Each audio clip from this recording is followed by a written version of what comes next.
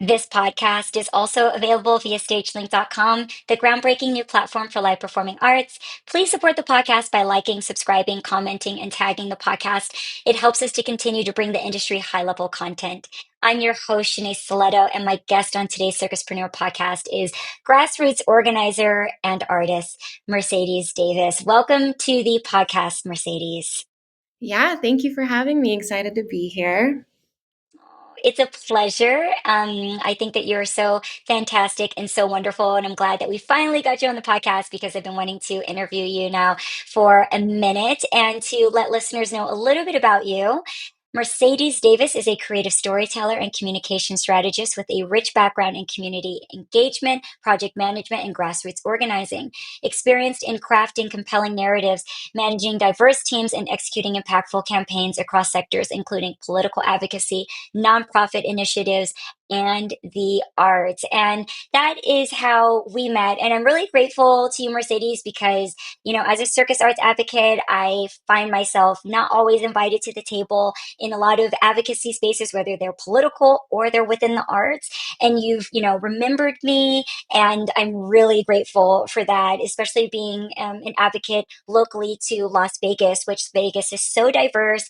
And many times I find people think that we've just got kind of like the circus thing covered. And you really have listened to me and gotten to know and understand like what my message is and what my intention is in terms of mobilizing the industry and with respect to like policy and legislation. And so I've been really fortunate to have you highlight my individual activism for the circus arts industry on a local level here in Las Vegas in the way that people aren't usually used to, folks showing up and advocating for us and asking for similar things that members of the arts community already have, or other types of grassroots movements have, that we have not had historically in a similar way. But these last few years we've been really hitting the ground and working very, very hard to make a statement in terms of the labor rights of this industry. And so we recently came together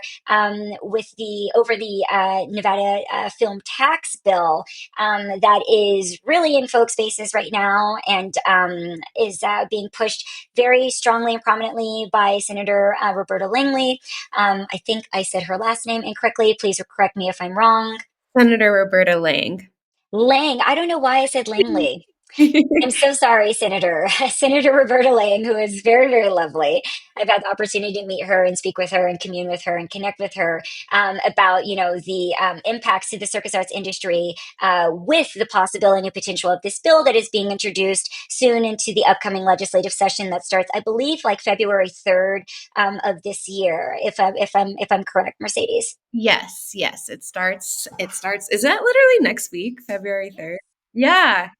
So it's Yes. next week, everyone. It's perfect timing. I mean, they put a lot of energy into this bill. Obviously, there's a big push in bringing Hollywood essentially to Las Vegas. And then not only that, bringing a full workforce of curriculum and support to UNLV by training, students and the academia aspect to the film industry and bringing them in, which is such an interesting kind of pairing. And so, again, because it's a very kind of popular thing that's out there right now. I'm excited to talk to you about a little bit about the bill, but more or less about what's the process with the legislative session, Merecedez, and how that works when you're introducing a bill. We have been a part and seen the build up to a bill being introduced, and there's so much work that goes into that before it's even introduced, after it's drafted, and obviously ratified, which we've discussed previously too. So before we get to that part, I would love you to tell listeners a bit about your journey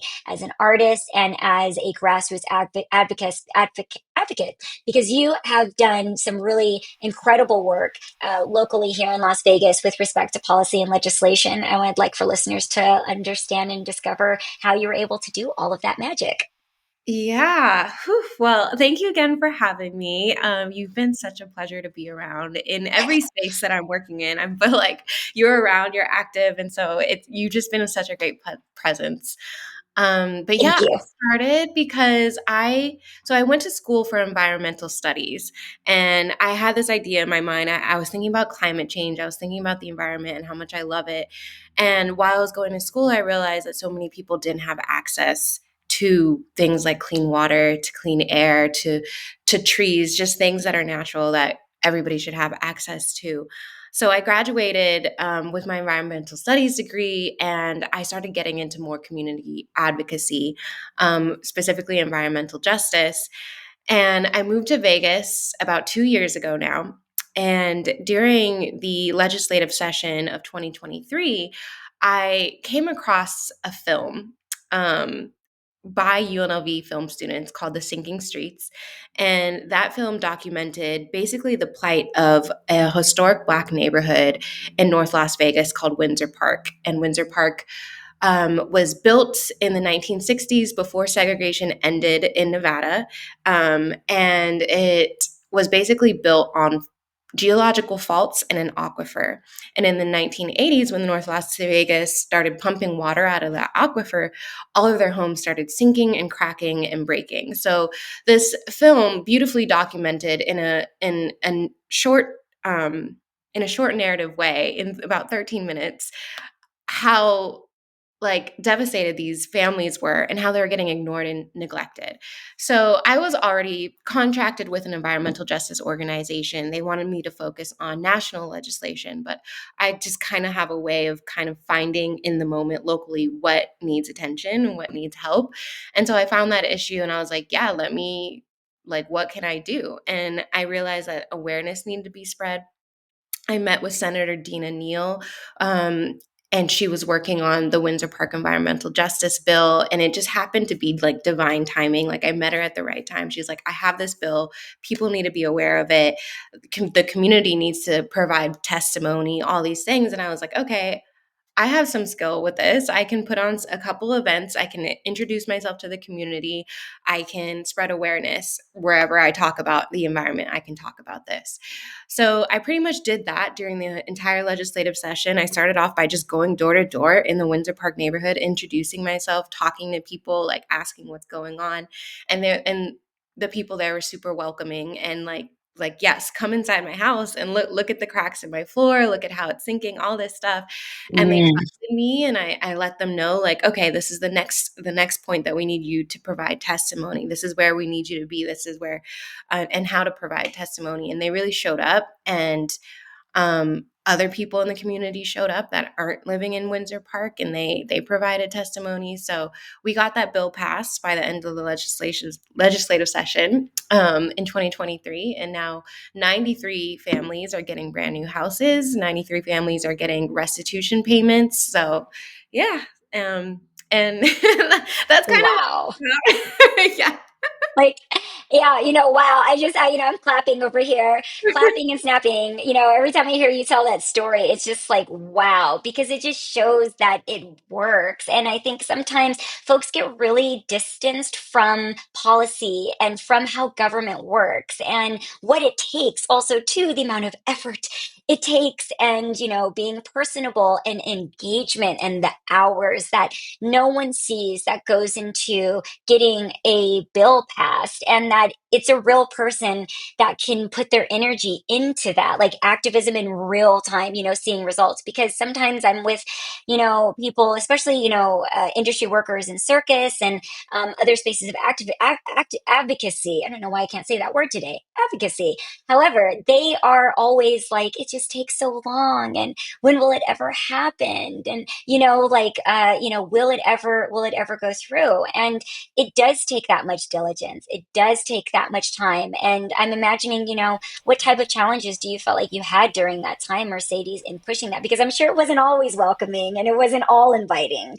For sure. I mean, I was new to Vegas. I felt the imposter syndrome all the time. I was new to the political space.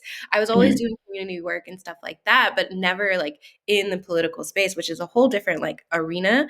And yeah, so I had imposter syndrome, and I was doing it off of intuition and kind of like just like by myself a lot. I had just started this contract and I'm new to Vegas. And so literally I knew I needed help. There's nothing you can do by yourself. And my mom was my first volunteer because because I'm like, I just need I'm like, she's who I knew and I could tell, she knows my heart and what I wanted to do. And she was like, yeah, I'll help you like drive you around the neighborhood so you can pass out flyers for all the events and all that stuff. Like, yeah. And so it's Thank you, Mom. right. Thanks, Mom. It's doing things with little to no support and Hmm. trusting the process. And also Hmm. knowing that, like, people had been working on this since the 1980s. It's been Oof. that long that this has Oof. gone without justice. And people have come along, done what they can, and then passed the torch. And I was just the last person to get that torch to be like, okay, this is now what needs to be done. This needs to be carried to the finish line. And even though we got that bill passed, the houses still have to get built. All of that still has to be done. And so with advocacy, you have to understand where you are now, be present to what's ripe and right for you right now, Mm-hmm. and understand that it is like many people came before you and many people Mm-hmm. are going to have to come after you at the same time. So Mm-hmm. Oh, I love that. I love that. I love that you talked about too about how it needs to, it's ripe and that there is a door. There's timing. A lot of things are timing. And if you're ready and if you're available, that might be your time. And sometimes that's the really big time to push because you never know who's going to be in those positions of power, who's going to be holding on to those levers of power. And I've discussed this on the podcast a lot of, when you have folks in positions that are open to your ideas, that are open to your cause, that is your time to strike because it doesn't last forever. And I get that a lot, in working in DC. A lot of representatives in DC are like, that door, once it's open, will not stay open forever. And then once it closes, you may not be able to get it open. And you may not be able to get it open during your level of advocacy. Like you're saying, it might not open again until someone has come behind you and to finish that really profound work. And so I love that you were there in the way to finish and support that work. When do you think that the homes and things will be built and that, like the process will be finalized? I think they're supposed to be breaking ground this year. Mm, Um, I wow. I haven't stayed super connected, but I know that there's some complications with the funding that was allocated. There's always complications. There's always right? It's never like a clear thing. But Yes. yeah, they're supposed to be breaking ground. They have a developer, and they're supposed to survey the land to make sure it's actually safe this time. And then they're supposed to break ground, I think, starting this year. So Oh, that's hopefully, just, hopefully it still goes through. And it's also part of why I still talk about it because, like, until people yeah. moved into their new house, until they're no longer in the danger zone, like it needs to be talked about, right? So. Yeah, because it's not done. And like you said, so many things could maybe potentially impede that process. And even after you already said the bill is passed, the funds have been allocated, this can be another how many years before it's actually finished and it's actually done. And I think that's the part I've consistently trying to remind folks of like, this is a marathon and this is not a sprint with respect to policy. I have been amending for example, safe sport policy. It's now safe for sport policy. We've been amending this policy now, this bill, for about the last 7 years. And so, for 7 years, offices come back, and there is a new amendment. There's a new revision to making this bill better. The entity obviously already exists as safe sport, but there is again things that were not in the initial bills that people didn't think were that important. And then a few years later, they're like, we should have put that back in. That actually was really important, seeing it actually work, and just again, how many moving parts there are where it's like it's never really finalized and finished. And in some ways that's frustrating. But in other ways, it shows that you're able to get policy right and you can fix things even after they've been solidified, after you get to see them in real time and see the impacts in real time too. Because a bill, I think, is not real until you're living it in real time and you get to see how it breathes and how it lives. So, moving on to the Nevada tax film bill, your most recent bill that you have been advocating and discussing the impacts of, and I like to be very careful with the way I discuss that for myself because when folks have seen me out, they have seen me use very specific language of me discussing the impacts the bill would have on the circus arts industry, not necessarily saying that I'm advocating for this particular bill. Those are two very different things, and they're two very different spaces, which I think is very timely to show folks that we deserve to understand the impacts to our industry of any bill that's going to come about, that could be connected or utilize this in. So I'd love to understand a bit about that. And then again, also too, going back to the steps that they have taken or that will be taken shortly coming, with the legislative session for February 3rd.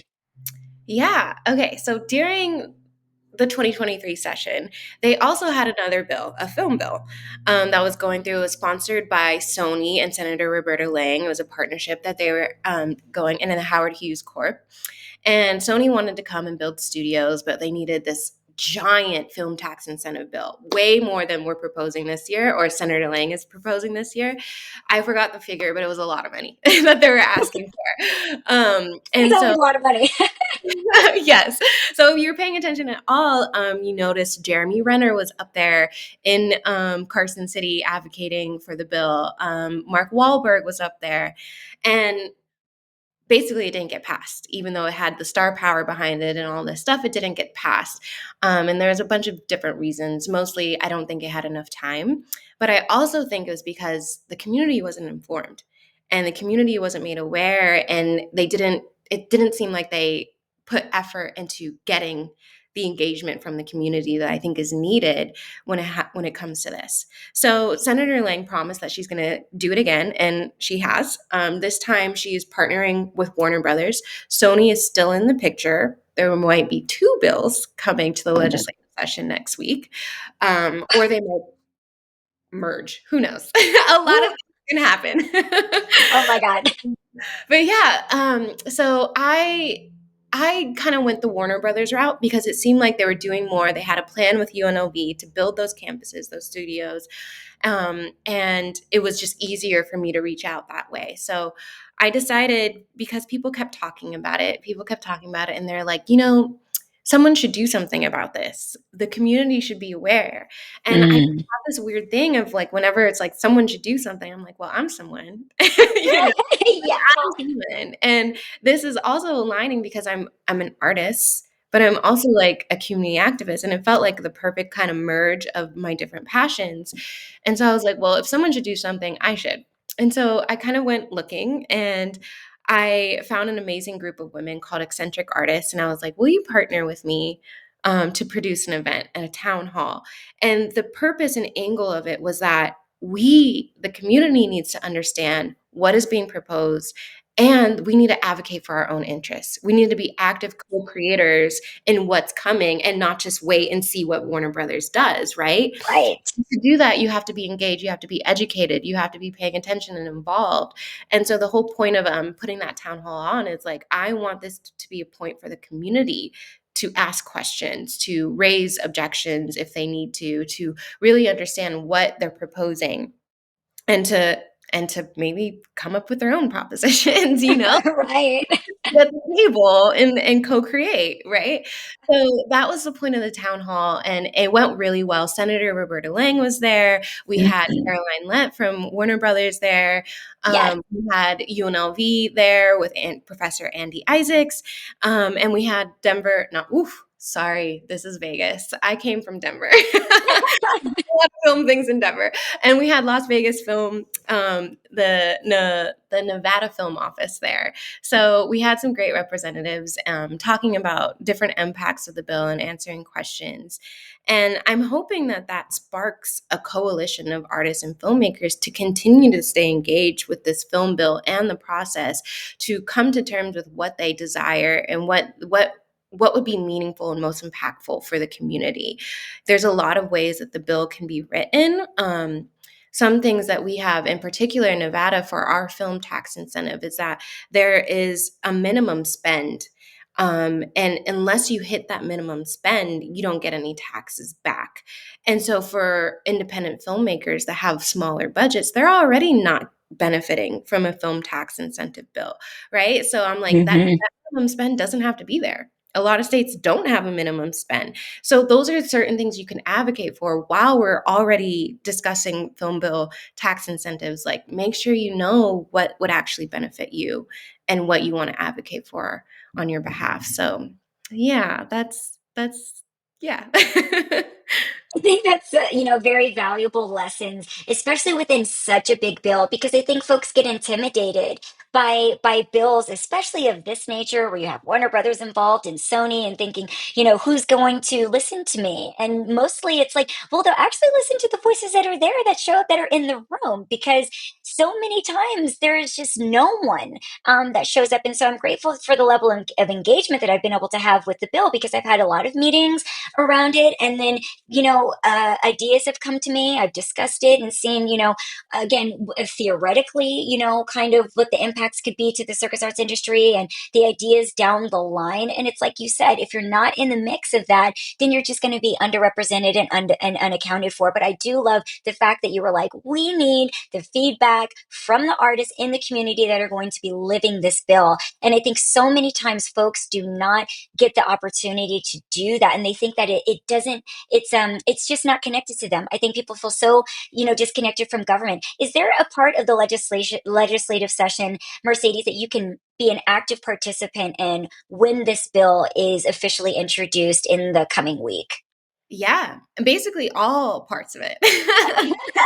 Basically, the way the legislative session goes is that at any point in the session, you can introduce a bill. An assembly person or a senator can introduce a bill.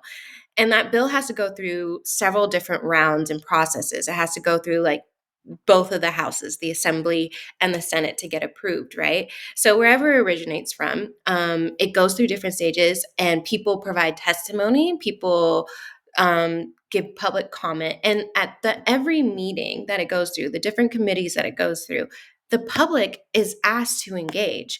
And if you can't go to Carson City and for or against, or say that yes, I'm for this, but I want this included, blah blah blah, you can still join virtually.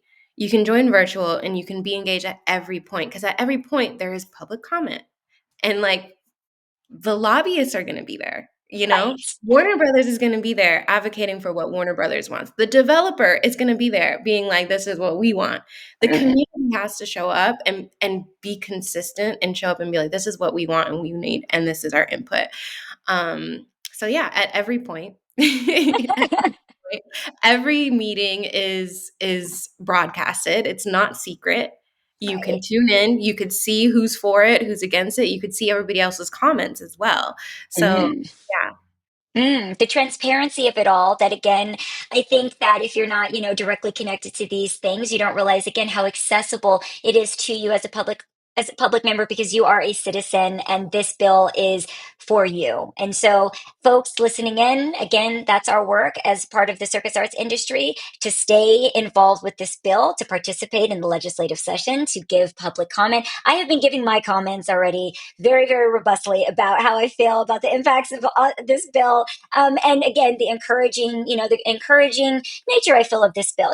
There's always pros and cons to everything, and I think it's so important to put that perspective in there, and to remember that you can be connected either in person or virtually, and that it's not a process that you have to sit out. It's not a process that folks are going to do for you. They don't know better than you, and nobody knows our industry better than we do. And that's the other part of educating, I think, when I have the opportunity to engage with folks from Warner Brothers, and they're like, I didn't know that about the local Las Vegas circus industry and circ industry. That is so enlightening. That is so helpful for us in the future to make a note of that, because it's very important, and see where we can fit that in, where that could show up, in the future, maybe not immediately, or even like we're saying right now, because there's so much power in numbers. If you have a robust opinion that you want to get out there, and that's when it comes back to, again, advocating for your own interests and how important that is, because if you do not, folks will be standing right there to override you and get their interests inserted over you, and you'll be wondering why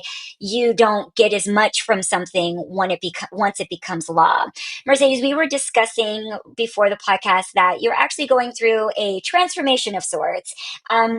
within your path and your journey as an advocate and as an artist. And, you know, and we were discussing as well that Black History Month is coming up soon. And, you know, both of us are women of color. And, you know, that's obviously a conversation and a topic around how it feels to be an advocate and a grassroots mobilizer when you are a woman of color, and how our experiences are very different. And how many times so many efforts come from women of color or Black women, over the years that, you know, have really got some really important things done. I was going to ask you, do you feel like that has changed? You know, what your experiences of being a woman of color in advocating in this way? And do you feel like it has created some very interesting challenges for you that are unique to your experience? And has that shaped your experience in how you're moving forward as an advocate?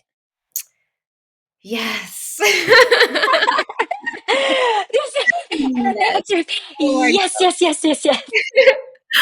Okay, so, I have been so I'm Amazing. very clear. Thank you. I'm so clear with my values, and Same. yes, I have turned down opportunities and Mm. situations that would have benefited me more because I'm like, "No, I have to follow my heart. I have to Oof. give. I have things to give and do, and I'm the person to do it." You know? Like, I have been Love very, that. like, I don't wait for things to get done. If I see something that needs to get done, I'm the person that I'm like, "I'm gonna do it," because I know if I do it, it's gonna be done well. So there's this whole thing, right? Yes.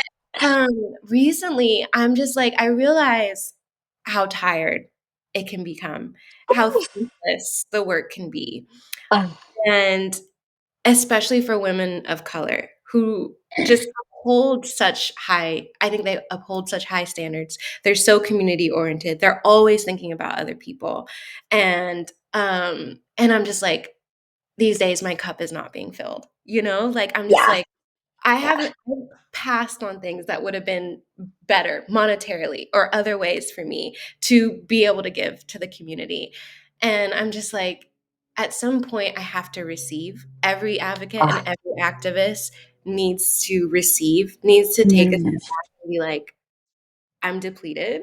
Like, I'm exhausted. yes, especially women of color. Like, oh my gosh, I feel like you guys we give so much. We give so much. We carry so much, and we deserve to be, like, nourished. So, Yes. yes, and I think that's the transition is just, like, a lot of the work I do for free, and Hmm. we were just talking about how, like, you can't always go into a space thinking, like, "How am I gonna get a job out of this? How am I gonna get paid out of this?"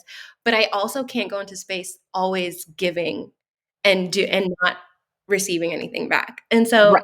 that's kind of the transition that I'm at. I'm like, "Oh my gosh, Mercedes." I literally just had this conversation with my mom. I'm like, "Okay, I can get legislation passed to get 93 families a new house, but I can't afford a new house. I can't afford like, what? Like, something's gotta give. It's all mixed up right now." Like, Where is the position right, here? Like, where? right. So, yeah, I'm rethinking some things, I used to say, Hmm. like, "I can work for free, like, I can do this." And I'm like, "Girl, like, you're not just, like, an angelic spirit that's, like, pouring blessings on everything. You're a plant that needs sunlight and water. Like, you're an earthly being, like, do something for yourself." Like, that's kind of the transition, and it's not knowing what's next, it's just, like, it's kind of an energy and mental shift, and we'll see what comes from that, but yeah. That is so powerful. And that's why we are here on the podcast to give you your flowers in as many ways as we possibly can to shower you with those blessings that you deserve and to get that mirroring back. Because that's the thing that, you know, folks again don't realize the money that's not in advocacy, that you're doing it because you're passionate about it and that you need the support of others in a real way. Show up for me the way I'm showing up for you. Right. I've had very similar experiences. I've been advocating for a long time. It started almost, a decade ago as a survivor of UC gymnastics, and it has carried on into advocacy now for the last 5 years, for the circus arts industry. And it's like, what are we getting out of this? Well, we want to see profound change. We would love to, affect the lives of those that will come after us and that are here right now. And there's so much beauty and integrity in that. But the weight and the burdens, I was just talking to Amazon labor union founder Chris Smalls, and he talked about the burden of knowing that I'm the person to do it, that I'm the person that, you know, that it's like befalling onto to push this forward and to have the ideas and how much more can I do and how much more can I shift if I don't have the proper support. And I found myself sometimes leaning out and even in the podcast saying, support the Circus Arts Guilds of America, support me in the ways that I'm asking for to be supported, and how important that is for folks to show up for you in the way that you've asked for them to show up for you, right? When you are putting on the events, when you're doing the outreach, when you're taking out time in your day and still trying to run your normal career and make a living, when when everyone's saying that they're tired, you're like, yes, I know, I'm also tired, but I still showed up. I had 4 and 5 meetings today too, but I still made it because I want to support you. So giving that support and that reciprocity, I think, is just such a big deal and something that I have started to not just ask for, but demand much, much more for myself. Because again, there is a certain space, I think, for folks, and then they will eventually leave if they don't feel honored. And I think that this is a new time as well for folks where if they don't feel like they have the support that they need, that from generations before, they'll leave. They will take the time to take better care of themselves. And I am trying to remember that for myself as well throughout my levels and layers of advocacy now too, because it is not, and I never thought that it would be easy to unionize the circus arts industry, either locally or on a federal level or even like globally. And it's something that I very much not just believe in, but do the work. But, like you're saying, no one sees the meetings. No one sees the constant Zooms. No one sees the meetups that aren't online, that aren't public events, and the spaces where you show up and no one else shows up to support you. So those are the things that we have to consistently remind folks, that people are doing things on your behalf. When you feel like you can't advocate for yourself, that's the brilliance and the beauty of an advocate. And I wanted to say again, thank you so much, Mercedes. We're so grateful on the Circuspreneur podcast to have you today to speak such beauty into local advocacy and grassroots advocacy here in Las Vegas, and to learn from you, because what you did was so amazing, and the energy and the beauty that you put into this space is very inspiring. And again, I'm so grateful for you taking out the time to acknowledge my efforts as a circus arts industry advocate, and then to support my work as well through the Circus Arts Guilds of America. And you are such a treasure. And I know that whatever space you're in, it's going to benefit from it, because that's just who you are. Yeah, well, thank you so much. This has been delightful, and you are a blessing to the community. And I hope you're getting everything you need as well. Yes. Working on it, and like I said, instead of asking, demanding. And I think that's a great way to finish out the podcast. And for listeners, the Circuspreneur Podcast is also available on stagelync.com, stagelync.com, the groundbreaking new platform for live performing arts that provides unmatched access and connection to this vibrant world of shows and entertainment. If you're a professional in the performing arts, visit stagelync.com/pro, stagelync.com/pro. StageLink Pro offers industry professionals higher visibility, networking opportunities, and tools to support and enhance their careers. Until next time, everyone, I'm your host, Shanae Stiletto. Thank you so much for tuning in to the Circuspreneur Podcast, and please support the Circus Arts Guild of America and local advocates.